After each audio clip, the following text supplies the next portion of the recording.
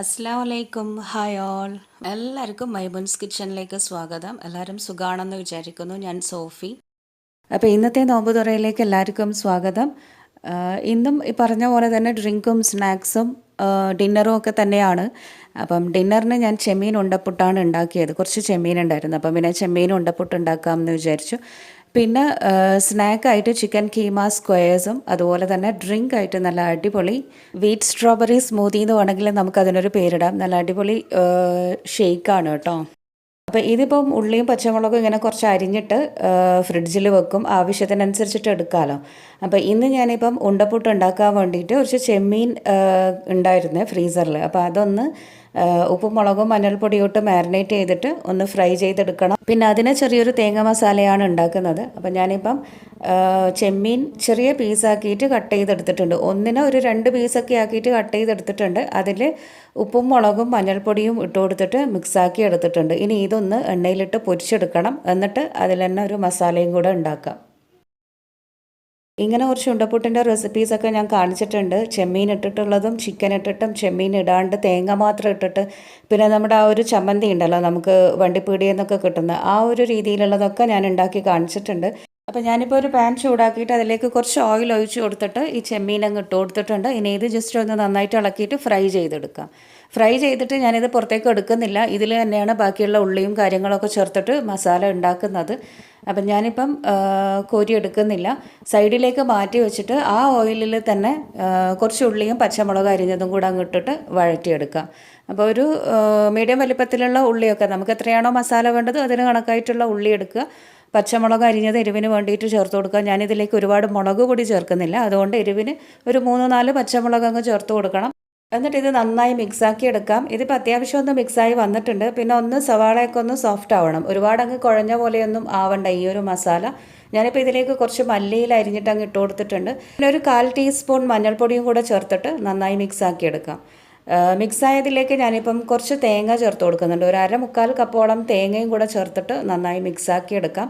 പിന്നെ തേങ്ങ ചേർക്കുമ്പം ഒരുപാട് മുളക് പൊടി ഞാൻ ചേർക്കാറില്ല. നമ്മൾ ഈ ഒരു യെല്ലോയിഷ് കളറിലുള്ള മസാലയാണ് ഉണ്ടാക്കിയെടുക്കാറ്. അങ്ങനെ നമ്മുടെ മസാല ഇപ്പം റെഡി ആയിട്ടുണ്ട്. ഇനിയിപ്പം ജസ്റ്റ് ഒന്ന് ഇളക്കി കൊടുത്തിട്ട് ഫ്ലെയിം ഓഫ് ചെയ്ത് വെക്കാം. ഇനിയിപ്പോൾ ഇതിന് വേണ്ടിയിട്ടുള്ള ഒരു അരിക്കൂട്ട് റെഡിയാക്കി എടുക്കണം.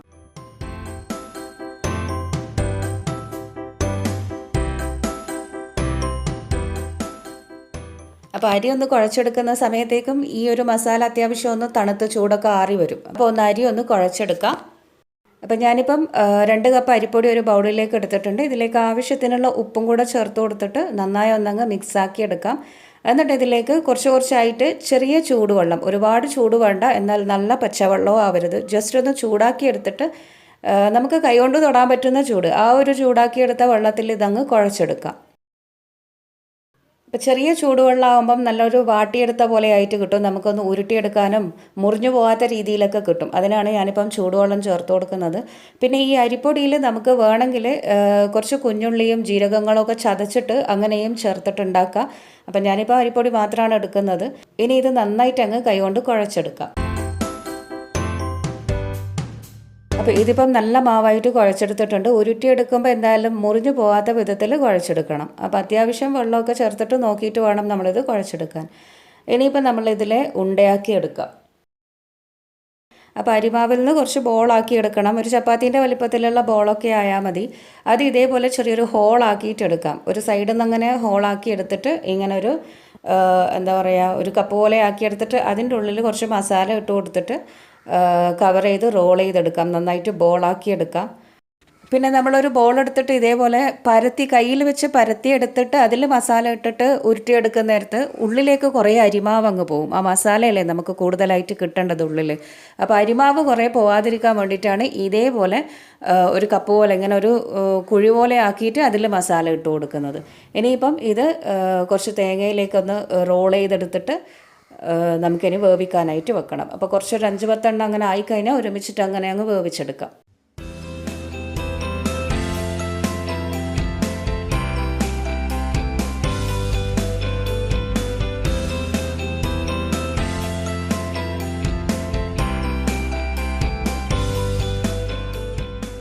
അങ്ങനെ കുറച്ചിപ്പം ഉണ്ടാക്കിയിട്ടുണ്ട്. ഇനി ഇത് ഇഡ്ഡലി തട്ടിലിട്ടിട്ടാണ് ഞാനിപ്പം വേവിച്ചെടുക്കുന്നത്. അപ്പം ഇഡ്ഡലി തട്ടിൽ ഇഡ്ഡലീൻ്റെ ഓരോ തട്ടിൽ അങ്ങനെ അങ്ങ് വെച്ചിട്ട് വേവിച്ചെടുക്കാം.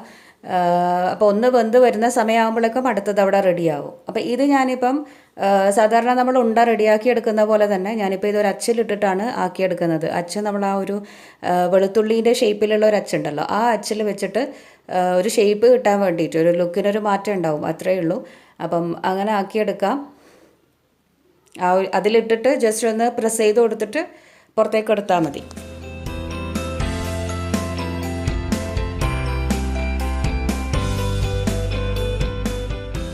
അങ്ങനെ ഉണ്ടകളൊക്കെ റെഡിയാക്കി വെച്ചിട്ടുണ്ട്. ഇനിയിപ്പോൾ അടുത്ത സെറ്റ് ഇട്ടിട്ട് അത് വേവിച്ചെടുക്കണം. പിന്നെ ഒരു സ്നാക്ക് ഉണ്ടാക്കുന്നത് chicken keema squares. Chicken keema ഉണ്ടാക്കിയിട്ട് നമ്മുടെ മൈദൻ്റെ ദോശ ഉണ്ടാക്കൂലേ, അതിൽ വെച്ചിട്ട് സ്ക്വയർ ആക്കി എടുത്തിട്ട് ഫ്രൈ ചെയ്തെടുക്കുന്നതാണ്.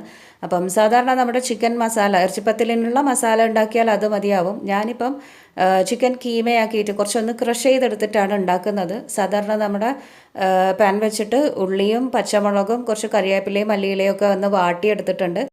അതിലേക്ക് കുറച്ച് ചിക്കൻ വേവിച്ചതൊന്ന് ക്രഷ് ചെയ്തിട്ട് അങ്ങ് ഇട്ട് കൊടുക്കാം. എല്ലാം കൊട്ടൊന്നും ഇല്ലാത്ത പീസ് വേവിച്ചെടുത്തിട്ട് അതൊന്ന് ക്രഷ് ചെയ്തെടുത്താൽ മതി. അപ്പം ഞാനിപ്പം കുരുമുളകും ഉപ്പും മാത്രം ഇട്ട് വേവിച്ച ചിക്കനാണ് ക്രഷ് ചെയ്തെടുത്തത്. നമുക്ക് വേണമെങ്കിൽ മുളക് പൊടിയും മഞ്ഞൾപ്പൊടിയും ഒക്കെ ഇട്ടിട്ട് അങ്ങനെയും വേവിച്ചെടുക്കാം. ഇനിയിപ്പം ചിക്കനും ഇട്ട് അതിൻ്റെ കൂടെ കുറച്ച് ഗ്രേറ്റ് ചെയ്ത ക്യാരറ്റും കൂടെ ഇട്ട് കൊടുത്തിട്ട് നന്നായി അങ്ങ് മിക്സാക്കി എടുക്കാം. ചിക്കൻ ഓൾറെഡി വെന്തതാണ്, എന്നാലും എല്ലാത്തിലും അങ്ങ് പിടിച്ചിട്ടൊന്ന് വേവിച്ചെടുക്കണം. പിന്നെ ഇതിലേക്ക് കുറച്ച് മല്ലിയിലയും കറിവേപ്പിലയും ഒക്കെ അങ്ങ് വിതറി കൊടുത്തിട്ട് നന്നായി ഒന്നുകൂടെ അങ്ങ് മിക്സാക്കി എടുക്കാം. അപ്പം ചിക്കൻ വേവിക്കുമ്പം ഉപ്പ് ചേർത്തതാണ്. അപ്പോൾ ആവശ്യത്തിന് വേണമെങ്കിൽ ഇപ്പം കുറച്ച് ഉപ്പ് അങ്ങ് ചേർത്ത് കൊടുത്തിട്ട് നന്നായി മിക്സാക്കി എടുക്കാം. നമ്മുടെ ചിക്കൻ കീമ മസാല റെഡി ആയിട്ടുണ്ട്. ഇനിയിപ്പം കുറച്ച് മൈദൻ്റെ ദോശ ഉണ്ടാക്കിയെടുക്കണം. അപ്പം ഈ ഒരു സ്നാക്കിന് വേണ്ടി നമ്മൾ ഇങ്ങനെ ദോശ ഉണ്ടാക്കുമ്പം അതിലേക്ക് മുട്ടയും കൂടെ മിക്സാക്കിയിട്ടാണ് ദോശ ഉണ്ടാക്കാറ്. അപ്പം ഞാനിപ്പം ഒരു മുട്ട ഉടച്ചിട്ട് ഒരു ബൗളിലേക്ക് ഇട്ടിട്ടുണ്ട്. ആവശ്യത്തിനുള്ള ഉപ്പിട്ട് കൊടുത്തിട്ടുണ്ട്. പിന്നെ ഒരു കളറിന് വേണ്ടിയിട്ടും പിന്നെ ഒരു സ്പൈസി ടേസ്റ്റ് കിട്ടാൻ വേണ്ടിയിട്ടും ഞാനൊരു ടീസ്പൂൺ മുളക് പൊടി ചേർത്ത് കൊടുക്കുന്നുണ്ട്. എന്നിട്ട് ഇതിലേക്ക് കുറച്ച് വെള്ളം ഒഴിച്ചിട്ട് നന്നായി കലക്കിയെടുത്തിട്ട് കുറച്ചായിട്ട് മൈദ ഇട്ട് കൊടുക്കാം. അപ്പോൾ വെള്ളം ഇതിലേക്ക് ഒരുപാടൊന്നും എടുക്കേണ്ട, ഒരു മുക്കാൽ ഗ്ലാസ്സൊക്കെ വെള്ളം എടുത്താൽ മതി. അപ്പോൾ മുട്ടൻ്റെയും ആ വെള്ളത്തിൻ്റെയും ഒക്കെ അളവിന് നോക്കിയിട്ട് വേണം നമ്മൾ മൈദ ചേർത്ത് കൊടുക്കാൻ. എന്നിട്ട് ഇതിലേക്ക് നന്നായിട്ട് കലക്കിയെടുക്കാം. ഞാനിപ്പോൾ ഒരു 5-6 ദോശയെ ചുട്ടെടുക്കുന്നുള്ളൂ. അതിന് കണക്കായിട്ടുള്ള കുറച്ച് മൈദയാണ് എടുത്തത്. നന്നായി ഇപ്പം കലക്കിയെടുത്തിട്ടുണ്ട്. ഇനി ഇത് ഓരോ ദോശയായിട്ട് നമുക്ക് ചുട്ടെടുക്കാം.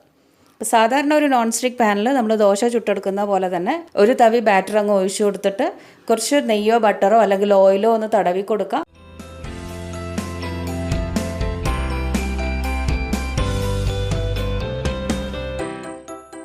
എന്നിട്ട് ഒരു സൈഡ് ഒന്ന് ആറി കിട്ടിയാൽ മതി. അടുത്ത സൈഡ് എന്തായാലും നമ്മൾ ചുട്ടെടുക്കുമല്ലോ, ഒന്ന് ഫ്രൈ ചെയ്തെടുക്കും, ഷാലോ ഫ്രൈ ചെയ്തെടുക്കുമല്ലോ. അപ്പോൾ അടുത്ത ഭാഗം തിരിച്ചിട്ട് കൊടുക്കണം എന്നില്ല. ജസ്റ്റ് ഒന്ന് ആറി വന്നു കഴിഞ്ഞാൽ നമുക്കത് പാനിൽ നിന്ന് പ്ലേറ്റിലേക്ക് മാറ്റാം. ബാക്കിയുള്ളതും ഇതേപോലെ തന്നെ അങ്ങനെ അങ്ങ് ചുട്ടെടുക്കാം.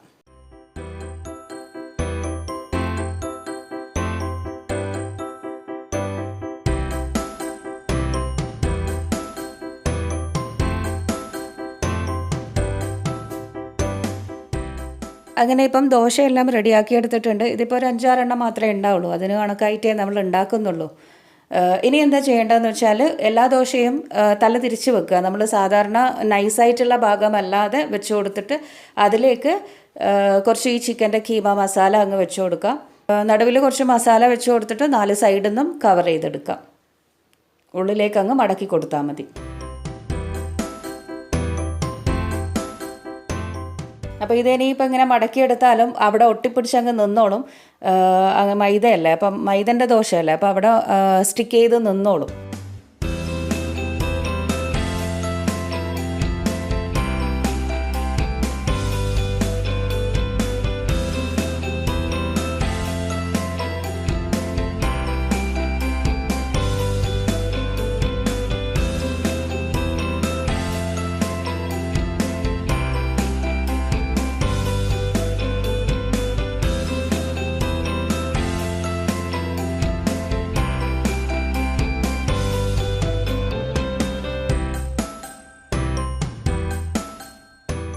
അങ്ങനെ ഇപ്പോൾ എല്ലാം റെഡിയാക്കി എടുത്ത് വെച്ചിട്ടുണ്ട്. ഇനി ഇതിപ്പം ഫ്രൈ ചെയ്തെടുക്കണം. അപ്പോൾ ഇതൊക്കെ റെഡിയാക്കി എടുക്കുന്ന സമയത്തേക്കും നമ്മുടെ ചെമ്മീൻ ഉണ്ടപ്പുട്ട് ഇതാ വെന്ത് വന്നിട്ടുണ്ട്. ഞാനിപ്പം ഒന്ന് അടച്ചമ്പിൽ ഒന്ന് വേറെ തന്നെ അങ്ങനെ അങ്ങ് വേവിച്ചെടുത്തതാണ്. അപ്പോൾ ഇനിയിപ്പോൾ ആ സ്നാക്ക് ഒന്ന് പൊരിച്ചെടുക്കണം. അതിനായിട്ട് ഞാനിപ്പോൾ മുട്ടയിൽ മുക്കിയിട്ടാണ് പൊരിച്ചെടുക്കുന്നത്. ഞാനിപ്പോൾ ഒരു ബൗളിലേക്ക് 2 മുട്ട ഉടച്ചിട്ടിട്ടുണ്ട്.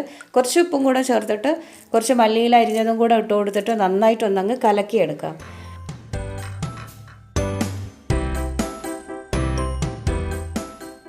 ഇനിയിപ്പോൾ ഇതിലേക്ക് നന്നായിട്ട് മുക്കിയെടുത്തിട്ടാണ് നമ്മൾ ഈ സ്ക്വയർ ബോക്സ് എണ്ണയിലിട്ടിട്ട് പൊരിച്ചെടുക്കുന്നത്. അപ്പം എണ്ണ ഒരുപാടൊന്നും വേണ്ട. ഞാനിപ്പം പാൻ ഫ്രൈ ആണ് ചെയ്യുന്നത്. ഒരുപാട് ഓയിലൊന്നും ഇല്ലാണ്ട് ഒരു ജസ്റ്റ് ഷാലോ ഫ്രൈ ആണ് ചെയ്തെടുക്കുന്നത്. പിന്നെ ഇങ്ങനെ മുട്ട മുക്കിയത് പിന്നെ നമുക്കൊരു ബ്രെഡ് ക്രംസിലൊക്കെ മുക്കിയെടുത്തിട്ട് അങ്ങനെയും പൊരിച്ചെടുക്കാം. അതൊക്കെ ഓരോരുത്തരുടെ ഇഷ്ടത്തിനനുസരിച്ചിട്ട് അങ്ങോട്ടും ഇങ്ങോട്ടൊക്കെ എന്താ ചെയ്യേണ്ടതെന്ന് വെച്ചാൽ മാറ്റി കൊടുക്കാം. ഒരു ക്രിസ്പി ഫീലിംഗ് കിട്ടും ബ്രെഡ് ക്രംസൊക്കെ ഇട്ട് കോട്ട് ചെയ്ത് കഴിഞ്ഞാൽ. അങ്ങനെ ഞാനിപ്പോൾ ഒരു 2-3 എണ്ണം മുട്ടയിൽ മുക്കിയിട്ട് ഇങ്ങനെ പാനിലേക്ക് വെച്ച് കൊടുത്തിട്ടുണ്ട്. ഇനി ഇതൊരു സൈഡ് ജസ്റ്റ് ഒന്ന് ആറി വന്നു കഴിഞ്ഞാൽ അടുത്ത ഭാഗവും തിരിച്ചിട്ട് കൊടുത്തിട്ട് എല്ലാ സൈഡും നന്നായിട്ടൊന്ന് മുരിച്ചിട്ട് ഫ്രൈ ചെയ്തെടുക്കാം.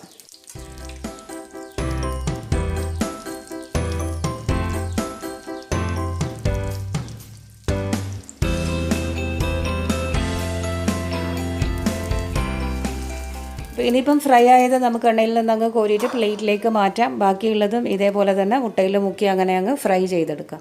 പിന്നെ ഇതൊരു കളർഫുൾ ആവാൻ വേണ്ടിയിട്ട് മാത്രമാണ് ശരിക്കും പറഞ്ഞാൽ മുളക് പൊടി ഇട്ടത്. അത് വേണമെന്നുണ്ടെങ്കിൽ ഇട്ടാൽ മതി, ഇല്ലെങ്കിൽ ആ ഒരു നമ്മുടെ മൈദദോശൻ്റെ കളറിൽ തന്നെ ആയി കിട്ടും. അങ്ങനെ ഇപ്പം എല്ലാം റെഡി ആയിട്ടുണ്ട്. ചെമ്മീൻ ഉണ്ടപ്പുട്ട് റെഡി ആയിട്ടുണ്ട്. നമ്മുടെ സ്നാക്സ് റെഡി ആയിട്ടുണ്ട്. എല്ലാം ഞാനിപ്പം സെറ്റ് ചെയ്തെടുത്ത് മാറ്റി വെച്ചിട്ടുണ്ട് പ്ലേറ്റിൽ. ഇനിയിപ്പം ഉണ്ടാക്കേണ്ടത് ഒരു ഡ്രിങ്ക്സാണ്. അപ്പം ഡ്രിങ്ക് ഉണ്ടാക്കാനായിട്ട് നമുക്ക് പോവാം.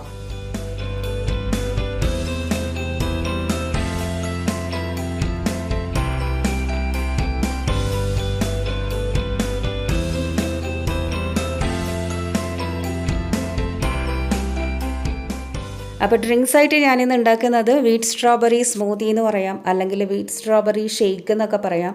നമ്മൾ തരി കാച്ചുന്നില്ലേ, അതേ രീതിയിൽ തന്നെ തരിക്ക് പകരം കുറച്ച് വീറ്റ് ഇട്ട് കൊടുക്കുന്നു, ഗോതമ്പ് ഇട്ട് കൊടുക്കുന്നു എന്നേ ഉള്ളൂ. അപ്പോൾ ഒരു 3 ടേബിൾ സ്പൂണൊക്കെ ഗോതമ്പുണ്ടെങ്കിൽ നല്ല അടിപൊളി ടേസ്റ്റ് ആയിട്ടുള്ള ഷേക്ക് ഉണ്ടാക്കാം.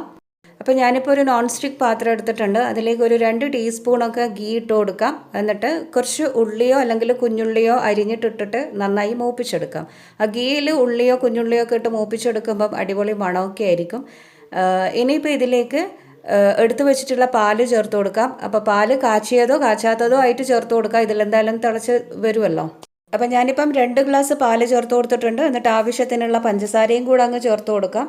പഞ്ചസാരയും കൂടെ ചേർത്ത് മിക്സാക്കിയിട്ട് ഇതിലേക്ക് 3 ടീസ്പൂൺ ഗോതമ്പ് പൊടി ഇട്ട് കൊടുക്കാം. എന്നിട്ട് നന്നായി അങ്ങ് മിക്സാക്കി എടുക്കണം.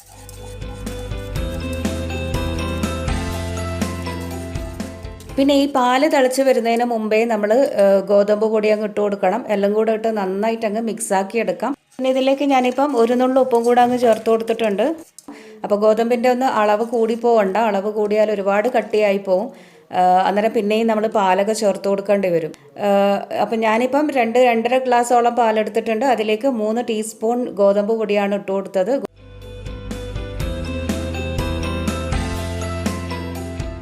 പിന്നെ ഈ ഗോതമ്പ് പൊടി ഇട്ട് കഴിഞ്ഞാൽ കൈവക്കാണ്ടം ഇളക്കി കൊടുത്തുകൊണ്ടിരിക്കണം. 1-2 തവണ നന്നായിട്ട് അങ്ങ് തിളച്ച് വന്നു കഴിഞ്ഞാൽ നമുക്ക് ഫ്ലെയിം ഓഫ് ചെയ്യാം.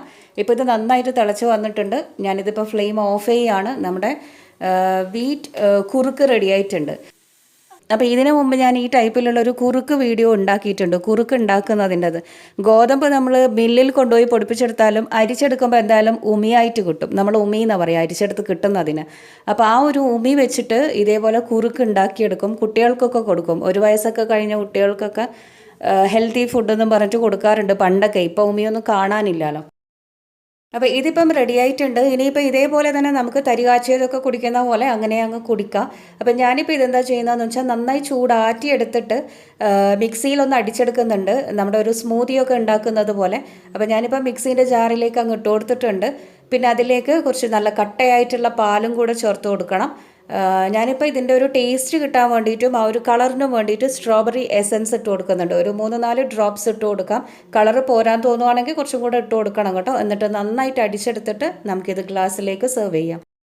പിന്നെ ഇതിപ്പം സ്ട്രോബെറി എസൻസിന് പകരം നമുക്ക് പിസ്ത എസൻസോ മാംഗോ മിൽക്കിൻ്റെ ആ ഒരു ബദാം എസൻസൊക്കെ ഉണ്ട്. അതാ ഏതാ വേണ്ടതെന്ന് വെച്ചാൽ നമുക്ക് ഇട്ട് കൊടുക്കാം. എന്നിട്ട് നന്നായിട്ട് അടിച്ചെടുത്താൽ മതി. നല്ല കട്ട പാലിൽ മാത്രമല്ല, ഈ ഒരു കുറുക്ക് ചൂടൊക്കെ ആറിയതിന് ശേഷം മാത്രമേ മിക്സിയിൽ അടിച്ചെടുക്കാവൂ. അപ്പോൾ നമ്മുടെ ഇന്നത്തെ നോമ്പുതുറ വിശേഷങ്ങളൊക്കെ ഇതാണ്. നല്ല ടേസ്റ്റി ആയിട്ടുള്ള ചെമ്മീൻ ഉണ്ടപ്പുട്ടും ചിക്കൻ കീമ സ്ക്വയറും ഈ ഒരു വീറ്റ് സ്ട്രോബെറി സർബത്തും ഒക്കെ ആയിട്ട് അടിപൊളിയായി. പിന്നെ ചോറും കറിയും എന്തായാലും ഉണ്ടാവും. അപ്പം അതൊക്കെ ആയിട്ട് നാസ്തയും ഒക്കെ ആയി. അപ്പോൾ എല്ലാവർക്കും വീഡിയോ കണ്ടിട്ട് ഇഷ്ടമായി എന്ന് വിചാരിക്കുന്നു. ഇഷ്ടമായാൽ എന്തായാലും ലൈക്ക് ചെയ്യാനും ഷെയർ ചെയ്യാനോ ഒന്നും നിങ്ങൾ മറക്കരുത്. വീട്ടിലുണ്ടാക്കി നോക്കുകയും ചെയ്യണം. കുറേ ആൾക്കാർ എന്തായാലും ഉണ്ടാക്കി നോക്കുന്നുണ്ട് എന്നറിഞ്ഞതിൽ ഭയങ്കര സന്തോഷമുണ്ട്. വീഡിയോസ് കാണുക, കുറച്ച് ആൾക്കാരാണെങ്കിലും കാണുന്ന ആൾക്കാർ നല്ല സപ്പോർട്ടാണ് തരുന്നത്. അപ്പോൾ ഇനിയും സപ്പോർട്ട് ചെയ്യുക. പുതിയ പുതിയ റെസിപ്പീസുമായിട്ട് നമുക്ക് വീണ്ടും കാണാം. അതുവരെ keep watching Maimoon's kitchen. Take care and bye. Thank you. Tata.